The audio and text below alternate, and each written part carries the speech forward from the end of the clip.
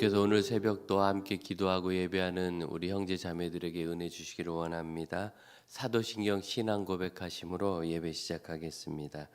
전능하사 천지를 만드신 하나님 아버지를 내가 믿사오며 그 외아들 우리 주 예수 그리스도를 믿사오니 이는 성령으로 잉태하사 동정녀 마리아에게 나시고 본디오 빌라도에게 고난을 받으사 십자가에 못 박혀 죽으시고 장사한 지 사흘 만에 죽은 자 가운데서 다시 살아나시며 하늘에 오르사 전능하신 하나님 우편에 앉아 계시다가 저리로서 산 자와 죽은 자를 심판하러 오시리라. 성령을 믿사오며 거룩한 공회와 성도가 서로 교통하는 것과 죄를 사하여 주시는 것과 몸이 다시 사는 것과 영원히 사는 것을 믿사옵나이다. 아멘. 찬송가 321장 함께 찬양하겠습니다.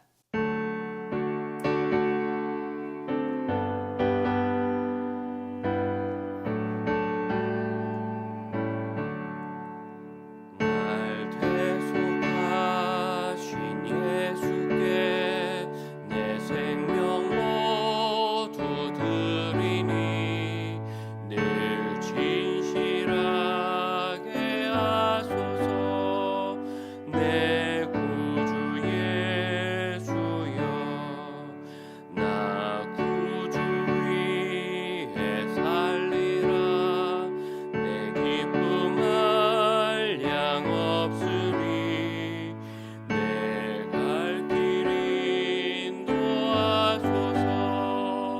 내 구주 예수여, 날 구원하신 예수를 일평생 의지하오니 날 영접하여 주소서. 내 구주 예수여, 나 구주 위에 살리라. 내 기쁨 한량 없으니 내 갈 길 인도하소서. 내 구주 예수여, 주 십자가에 달리사 날 자유하게 했으니 내 몸과 마음을 주 위에 다스게 하소서. 나 구주 위에 살리라. 내 기쁨 한량 없으니 내 갈 길 인도하소서. 내 구주 예수여.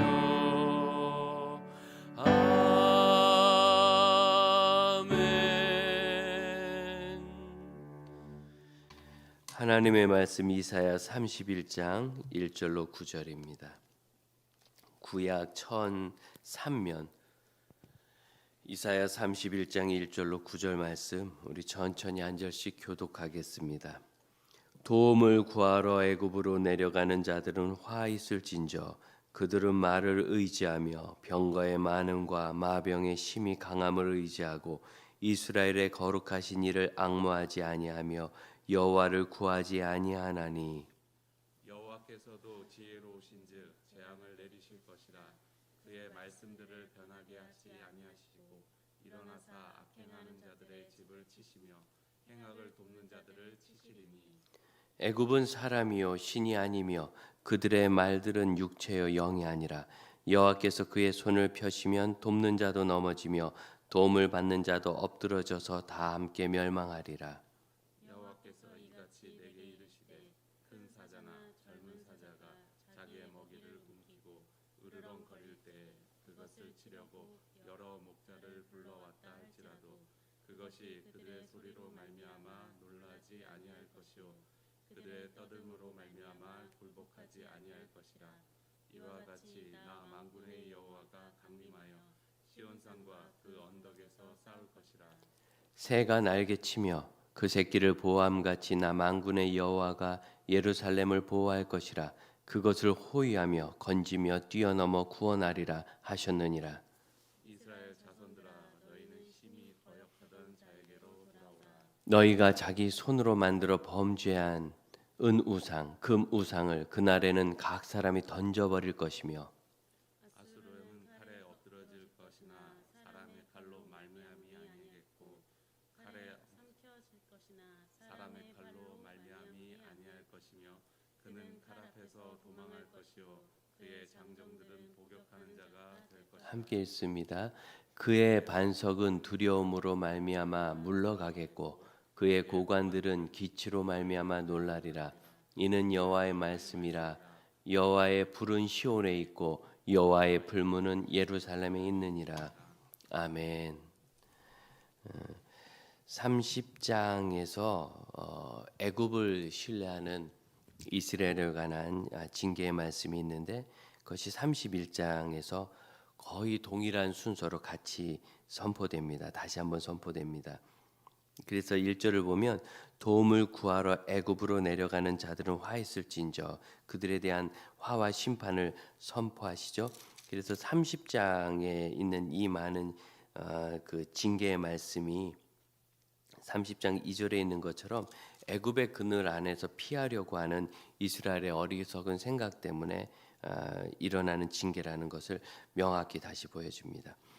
31장 2절 불신앙의 백성을 징계하셔서 재앙을 내리시는 것을 지혜로우신 것이라고 여호와께서 지혜로우셔서 재앙을 내리신다 이렇게 말씀하십니다. 여러분 하나님의 지혜 이 지혜에 무엇이 포함되어 있느냐면 우리를 바르게 하기 위한 징계가 포함되어 있어요. 징계를 통한 회개가 있다면 무사안이란 것보다 더 복되고 나은 겁니다.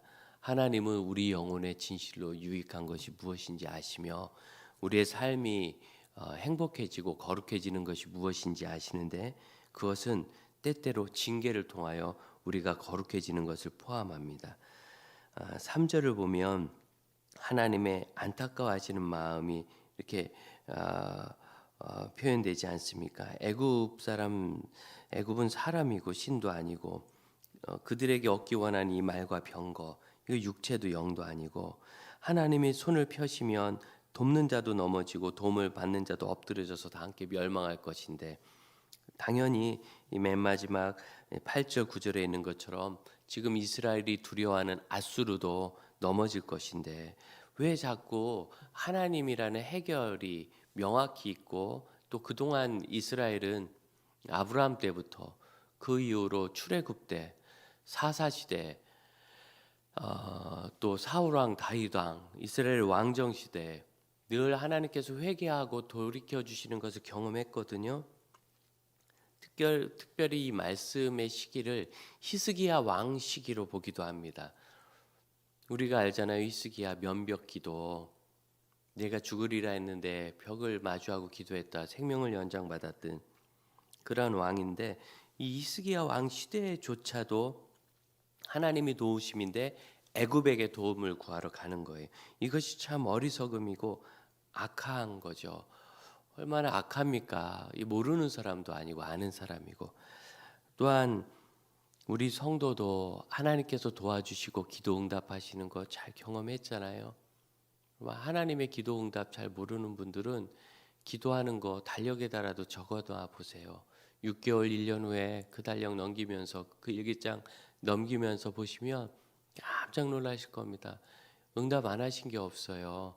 우리는 이루어진 것은 그냥 좋아하고 잊어버리고 이루어지지 않은 것처럼 되는 것만 계속 마음에 붙잡고 끙끙거리거든요. 그런데 사실은 그 끙끙거리는 그 지점은 우리가 회개하고 돌이켜서 하나님을 만나고 성숙해야 되는 지점이요. 그 외 많은 것들은 하나님이 다 응답을 해주세요. 그럼에도 불구하고 여전히 하나님을 의지하지 못하는 이 이스라엘과 다름없는 문제가 우리에게 있습니다. 이러한 때 하나님께서 무엇을 강조하시냐면 너희는 벌 받을 거다, 큰일 났다, 징계당할 줄 알아라. 그것을 강조하시는 것이 아니라 회개를 촉구하고 계십니다. 4절을 보면 하나님을 무엇으로 비유하느냐면 젊은 사자가 먹이를 딱 잡고 절대로 뺏기지 않고 어떠한 위협이 와도 굴하지 않는 것처럼 하나님은 그렇게 비유해요. 사자라는 것이 이 당시에 사람들이 보기에 큰 맹수고, 뭐 지금도 사자는 동물원에나 보면 모를까 실제로 가서 만나면 너무나 무서운 존재겠죠. 그렇다고 해도 하나님을 사자에 비유할 수는 없죠. 5절 보면 새가 새끼를 보호하듯이 여호와께서 보호하시는 것, 아무러면 하나님이 새처럼 보호하실까요? 훨씬 더 강력하시죠. 그럼에도 불구하고 우리에게 이런 현실적인 비유를 들으시면서까지 하나님 지금 간절히 원하시는 게 무엇입니까? 회개하기를 원하시는 거죠. 회개하면 하나님은 지금도 예루살렘을 지켜서 아수르에게 뺏기지 않을 것이며, 예루살렘을 지켜서 완전히 덮어 보호하실 것인데, 그런 분명한 하나님의 결심이 여기 있음에도 불구하고 여전히 자기 나름대로의 길을 찾아가는 것, 여러분 여기서 우리 하나님의 안타까운 마음이 느껴지지 않습니까? 마치 어긋나가는 사춘기 아이들, 그 연예인 쫓아서 그러고 살면 안 되고, 그렇게 게임하면서 친구 쫓아다니고 그러면 안 되거든요. 그런데 마치 그 연예인이 자기 인생의 전부인 것처럼 그 게임하고 그 친구하고 그 SNS가 자기 존재의 전부인 것처럼, 왕따 당하면 어렵긴 하지만 그렇다고 해서 뭐 큰 문제가 생기는 건 아니에요. 내 팔이 하나 없어지는 것도 아니고 눈이 사라지는 것도 아니고, 내 사랑하는 가족들, 나를 지지해주는 교회, 성도들, 목사님, 전도사님 다 그대로예요. 우리 선생님들. 그럼에도 불구하고 마치 친구한테 좀 따돌림 당하면 뭐 심하든 가볍든 그렇게 괴로워해요. 여러분 그거 아니잖아요. 그런 아이들 보면 아니다. 너 친구들이 너 그렇게 해도 넌 귀한 애다. 아빠 엄마 너 사랑한다. 야 너 아무리 그래도 너 살 길 하나님이 주신다. 너 하나님 의지하고 같이 기도하고 지금부터 다시 해보자. 그래도 아이들 말 안 들을 때 우리 부모님 얼마나 속상합니까? 저는 이 성경을 읽으면서 마치 하나님께서 우리 사춘기 성도들 보고 안타까워하시는 것 같은 그 마음을, 이 어리석은 길로만 계속가는 이스라엘을 통하여 괴로워하시는 것을 봅니다. 우리가 어떻게 하면 이런 자기 미련, 또 고집, 아쉬움, 혹시나 하는 생각 때문에 우상 따르고 자기에게 몰입되고 자기 나름대로의 방편에 몰입되는 것에서 벗어날 수 있습니까? 먼저는 눈으로 보는 것, 다시 말하면 이 땅의 가치, 철학, 현실적인 상황에서 벗어나 진리를 볼 수 있기를 바랍니다. 마치 거짓된 신들을 경배하는 자들이 살아계신 하나님의 종들보다 더 성공하는 것처럼 보인단 말이죠. 그러면은 이제 우리도 거기에 그냥 훅 가는 거예요. 위기의 때마다 도움을 구하러 애굽으로 내려가고, 애굽에서 많은 병사, 말 이런 거 보면 깜짝 놀라요. 그 기병들만 오면 아수르가 우리를 못 쳐들어올 것처럼 그렇게 생각하는, 이런 눈으로 보는 그런 일들. 이 말이라는 것이 예수님 전 주전 1800년대 경부터 지금부터 그러니까 한 4000년쯤 전에 3800년 전에 전쟁에 사용됐다 합니다. 그때 이 말과 이 전체의 기동력, 이 파괴력이 아주 공포였고요. 그런 걸 보기만 해도 그냥 저거만 있으면 우리가 이길 수 있겠다, 그런 생각 들었을 거예요. 실제로 애굽은 이 말과 병거가 많은 나라에서 출애굽 당시에 바로가 600승의 병거를 가지고 있었고, 또 애굽 왕 시삭은 12,000대의 병거를 소유했다고 역대하에 나오고요. 말을 많이 수출하던 그런 나라였습니다. 그러니까 거기 가서 그걸 얻고 싶은 거예요. 눈으로 보는 대로. 3절을 보시면 애굽은 사람이고 신이 아니고, 말은 육체고 영이 아니라, 뭐 당연한 얘기지만 굳이 이 사람이고 신, 그다음에 육체고 영, 이런 비유를 했을까요? 여러분 이런 것들은 진실로 우리를 변화시키는, 그리고 우리의 문제를 해결한 참된 대안이 못 된다는 거죠. 그럴듯해 보여도 사실은 대단하지 못하고 정작은 진실한 해결이 되지 못해요. 애굽은 왜 정복당했겠어요? 진실한 해결이 되지 못해요. 애굽이 수없이 넘어졌던 것 사실 이스라엘도 알거든요. 그런데도 지금 있는 그 말과 병거 어떻게 좀 얻어올까? 이게 진실한 해결이 안 된다는 거예요. 여러분, 사람은, 육체는, 이 땅에 있는 것은 진실한 해결이 되지 않습니다. 그게 아니라 진실해져야 돼요. 진지한 걸 봐야 되고 진리를 봐야 돼요. 사랑하는 형제자매 여러분, 성도 여러분, 세상 앞에 비굴해지지 맙시다. 현혹되지도 맙시다. 오히려 영성 안에서 세상을 지배하고 이 땅에 있는 것을 다스리고 사용합시다. 이 땅을 다스리고 지배한다는 것은 어떤 고대 왕 같은 폭압을 얘기하는 것이 아니라 그걸 바로 사용할 줄 알고 하나님이 주신 것인 줄 알고 감사하고 하나님이 주시지 않으면 불필요한 줄 알고 포기할 줄 아는 것. 그러나 하나님이 주신 것을 통하여 하나님의 영광을 위하여 가장 아름답게 사용하고 그로 인해 참된 행복을 누리는 것. 여러분, 이것이 우리 성도의 본분인 줄로 압시다. 또한 하나님께 돌아가야 합니다. 하나님께 6절 보면 너희는 심히 거역하던 자에게 돌아오라. 어떤 하나님이냐면 너희가 심히 거역하던 하나님께 돌아오라 그래요.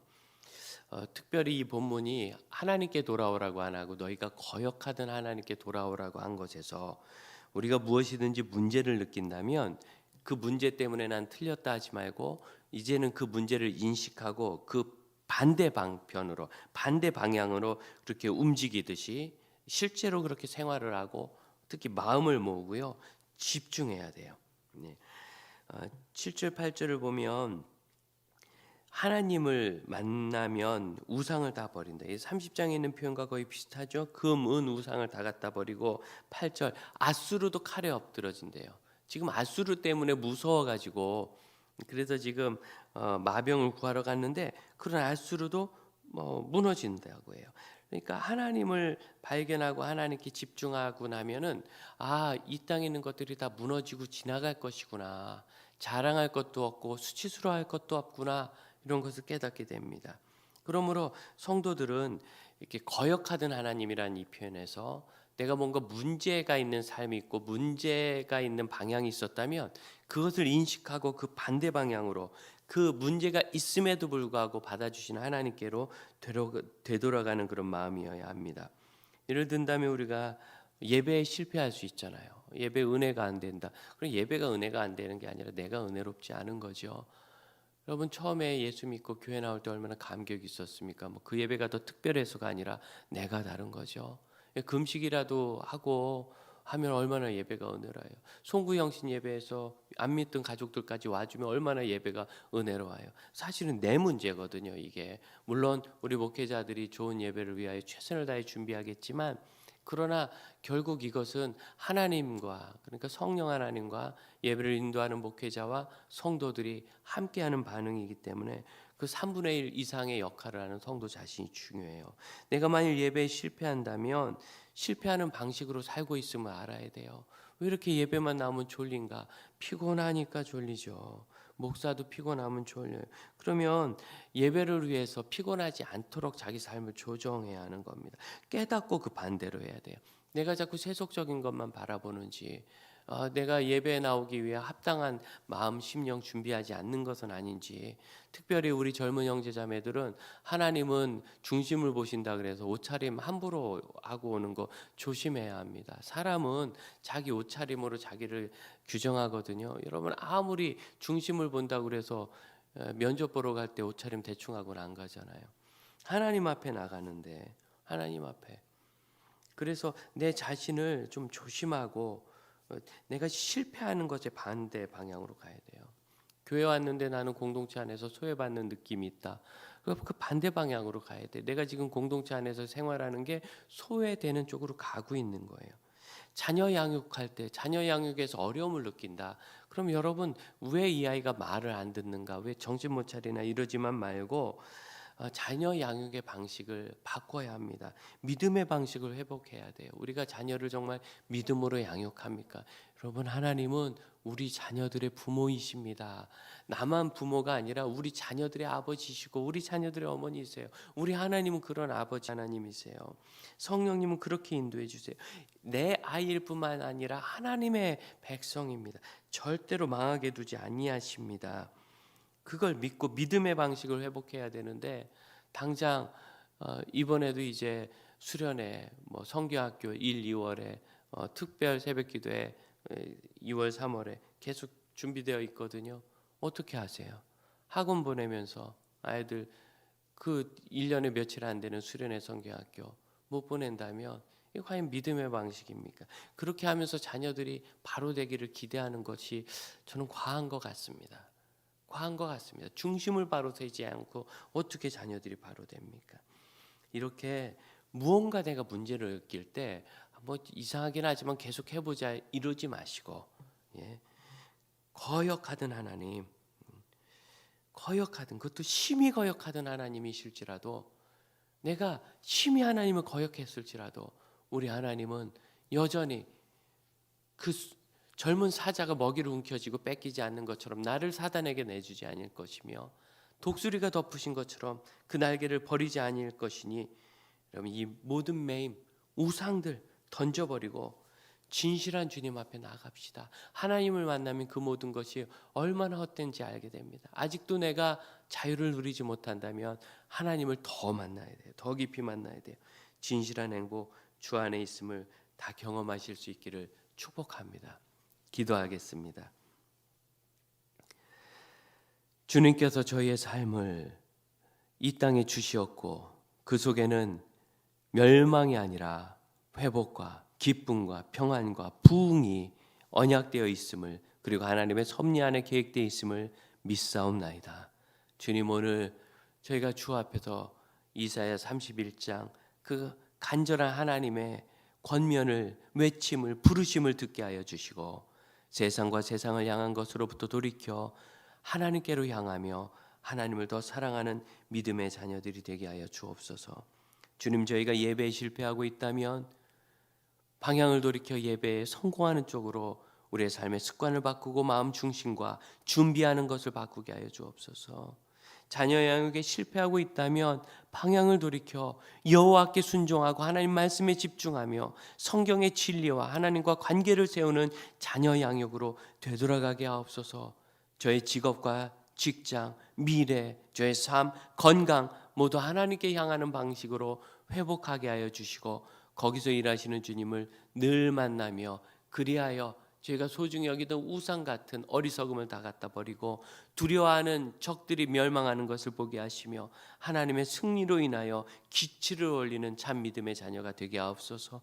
오늘 하루도 주님 항상 하나님을 향하여 가고 있음을 잊지 않고 그렇게 고백하며 집중하는 저희가 되기를 소망하며, 주님 명하신 기도를 함께 고백하오니 하늘에 계신 우리 아버지여, 이름이 거룩히 여김을 받으시오며 나라가 임하시오며 뜻이 하늘에서 이루어진 것 같이 땅에서도 이루어지이다.